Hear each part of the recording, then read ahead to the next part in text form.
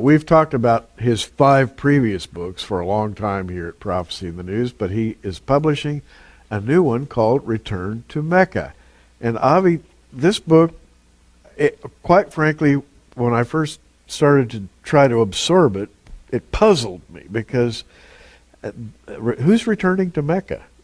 Israel is returning to Mecca. And I thought, wait a minute, why would Israel return to Mecca? And listen to this, because you're going to be interested. I'm just going to turn him loose. Why would Israel return to Mecca? Because God says so. God says in Deuteronomy 11, he says, your borders will go from the Great Sea, the Mediterranean, to the Euphrates River, that's east-west, and from Lebanon in the north, south, to the desert. What's the desert? The desert is not the Negev, which was the tribe of Judah. It is not the Sinai Peninsula in Egypt, because that was always pharaonic. The great and horrible desert, as it is described in the Bible, is the Arabian desert.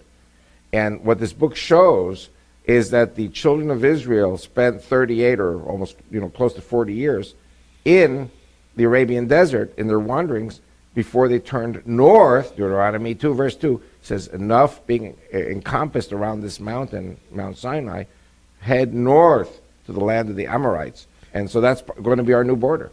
And that would have included the areas now known as Mecca and Medina. Correct.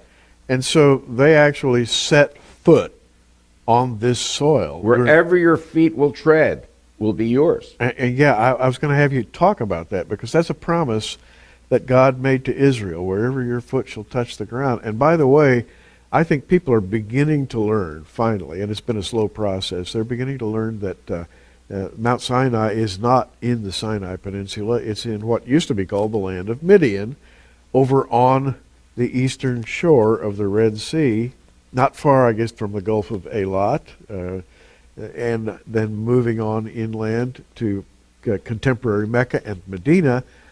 The feet of the Israelites